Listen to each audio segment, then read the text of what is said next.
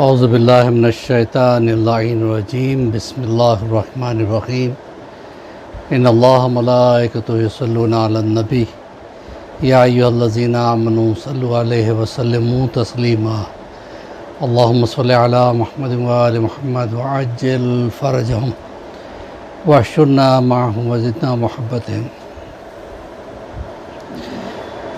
برادران عزیز، السلام علیکم ورحمۃ اللہ وبرکاتہ۔ یہ ہمارا سلسلہ جو تربیت اولاد کے حوالے سے چل رہا ہے ماشاءاللہ 2-2.5 سال سے، ہماری کوشش یہ ہے کہ بچوں تک ایسا میسیج پہنچ جائے جو وہ زندگی میں جس سے درس لے سکیں اور صحیح راہ پہ چل سکیں۔ آج کے ماحول میں سب سے بڑی پریشانی یہ ہے کہ والدین کے پاس اتنا وقت نہیں ہے کہ وہ اولاد کی صحیح تعلیم کی طرف متوجہ ہوں، نہ ہی اولاد کے پاس اتنا وقت ہے کہ وہ والدین کے ساتھ وقت گزار سکیں۔ نتیجہ یہ ہو گیا ہے کہ اولاد میں اور والدین کے درمیان میں ایک پردہ سا حائل ہو جاتا ہے۔ بعد میں اس کا خمیازہ انسان کو بھگتنا پڑتا ہے۔ وہ علماء کے پاس جاتے ہیں، ہمارے بچے ہماری بات نہیں سنتے۔ بچوں کو اپنا تابع اور فرما بردار بنانے کا بہترین طریقہ یہ ہے کہ انہیں دین سکھاؤ۔ تو ہمارا یہ لیسن نمبر 88 چل رہا ہے، اور گزشتہ چند لیسنز سے ہم امام زمانہ پہ روشنی ڈالنے کی کوشش کر رہے ہیں کہ انسان کو کیسے ہونا چاہیے، اور امام کی غیبت کے بارے میں روایتوں میں ملتا ہے کہ کبھی کبھی ایسا ہوتا ہے کہ ہمارے ہی اعمال کی وجہ سے امام کے ظہور میں تاخیر ہو رہی ہے۔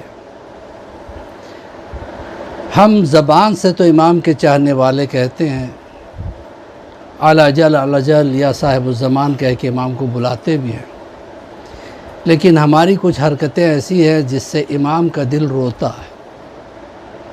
جیسے مثلا کبھی کبھی ہم دیکھتے ہیں واجبات تو انسان ادا کر لیتا ہے، نماز نہیں ترک کرتا، پڑھ لیتا ہے۔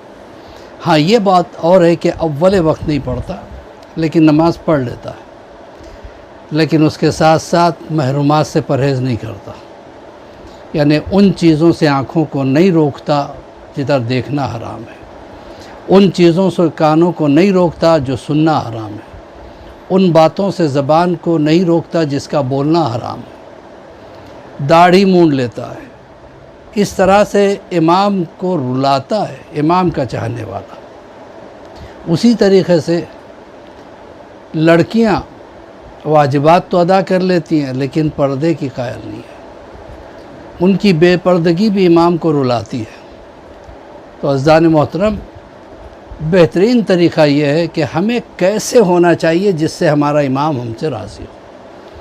تو اس کے لیے ہمیں اپنے علماء کی زندگیوں کو دیکھنا چاہیے کہ وہ کون سا ایسا عمل کرتے ہیں جس کی وجہ سے ان کا مقام بڑھتا چلا جا رہا ہے۔ بہت سارے علماء ملتے ہیں۔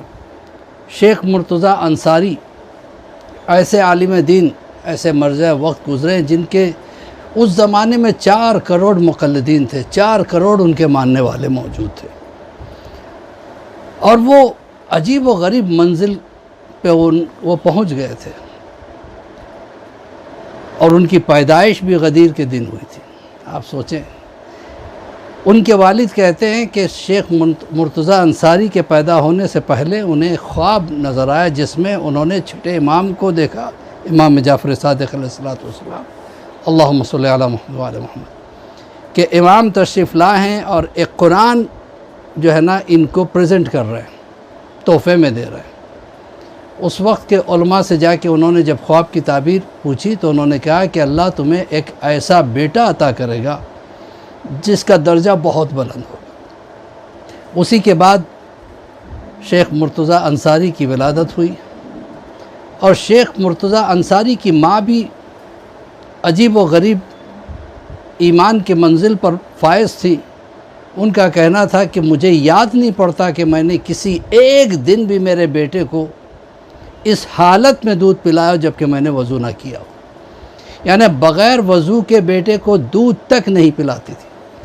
ظاہر سی بات ہے جب ایسا دودھ ملا ہو اور اس طریقے سے امام کی طرف سے تحفہ ملا ہو تو وہ بیٹا کس کمال کا وارث ہوگا. اور جناب شیخ مرتضیٰ انصاری بچپن ہی میں مدرسے چلے گئے، وہاں پہ تعلیم حاصل کرتے رہے اور بہت جلد اجتہاد کی منزل پر وہ پہنچ گئے. اور آپ حیرت کریں گے کہ ان کا زہد و تقویٰ ایسا تھا کہ جب وہ دنیا سے گزرے ہیں تو صرف ان کے ملکیت میں صرف 17 تومان تھے اور اتنا ہی قرضہ بھی تھا. تو وہ 17 تومان سے ان کا قرضہ ادا کیا گیا، پھر کسی مومن نے اپنی طرف سے ان کے کفن و دفن کا انتظام کر دیا. وہ امام کے بڑے قریب ہوتے تھے. اب سوال یہ ہے کہ شیخ مرتضیٰ انصاری کون سا ایسا عمل کرتے تھے جس کی وجہ سے اتنا نام ہوا اور امام کے چہیتے بن گئے. تو ان کے بارے میں ملتا ہے کہ سن بلوغ سے لے کر مرتے تک، یعنی جیسے وہ جوان ہوئے اس وقت سے لے کر مرتے دم تک کوئی ایسا دن نہ گزرا جس میں وہ نماز جعفر طیار نہ پڑھتے ہو. تو وہ نماز جعفر طیار کے پابند تھے. اب تو ٹائم نہیں، کسی اور موقع سے انشاءاللہ نماز جعفر طیار کے بارے میں بھی ایک تفصیلی گفتگو ہوگی. تو نماز جعفر طیار عجیب و غریب منزلت کے حامل ہے. جو اس کا پڑھنے والا ہے اس کا چہرہ روشن ہو جاتا ہے، اس کا دل نورانی ہو جاتا ہے، دنیا اور آخرت کی ہر بلا سے وہ محفوظ رہتا ہے، دشمن اس کا کچھ بگاڑ نہیں سکتے. اور وہ سب سے بڑی چیز یہ ہے کہ وہ مرتے دم مرتد نہیں ہوگا. یعنی مرتے دم شیطان اسے راہ راست سے ہٹا نہیں پائے گا. تو نماز جعفر طیار پڑھتے تھے اور زیارت جامعہ ہر روز پڑھتے تھے، زیارت عاشور ہر روز پڑھتے تھے. یہی وجہ تھی کہ وہ جو ہے نا امام کے اتنے قریب ہو گئے تھے. اور آج بھی ان کا اتنا نام ہے کہ یوں سمجھیے کہ ان کی لکھی ہوئی کتابوں کو پڑھ کے آج لوگ مجتہد بنتے ہیں، عالم دین بنتے ہیں. وہ تھے شیخ مرتضیٰ انصاری. تو ان منزلتوں کو پانے کے لیے انسان کو چاہیے کہ وہ جو ہے نا مسلسل اعمال کرے.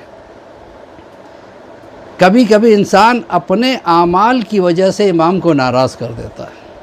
میں نے ابھی کہا بھی تھا، ان اعمال کی وجہ سے یہاں تک روایتوں میں ملتا ہے کہ قبر میں اسے اپنے امام کا نام بھی یاد نہیں رہے گا، امام کا نام بھول جائے گا.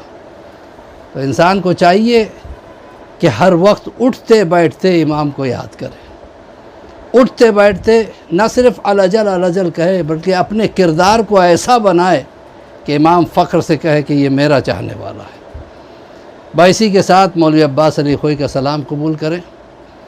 انشاءاللہ پھر اگلے سنڈے آپ سے ملاقات ہوگی اور اسی ٹاپک کو لے کے ہم آگے بڑھیں گے انشاءاللہ. اگر موقع ہوا تو نماز جعفر طیار کی کیوں اتنی بڑی فضیلت ہے اس کے بارے میں بھی گفتگو ہوگی اور مختلف گفتگو ہوگی. اب اس وقت ہم دعا کرتے ہیں پروردگار ہمارے گناہ کبیرہ و صغیرہ کو معاف فرما دے، اور پروردگار بحق زہرا و بیہا بالہا ونہا یوسف زہرا کا ظہور جلد سے جلد ہو جائے اور ہمیں امام کے چاہنے والوں میں شمار فرما، امام کی فوج میں ہمیں شمار فرما. پروردگار ہماری قرضداریوں کو دور فرما، ہماری پریشانیوں کو دور فرما.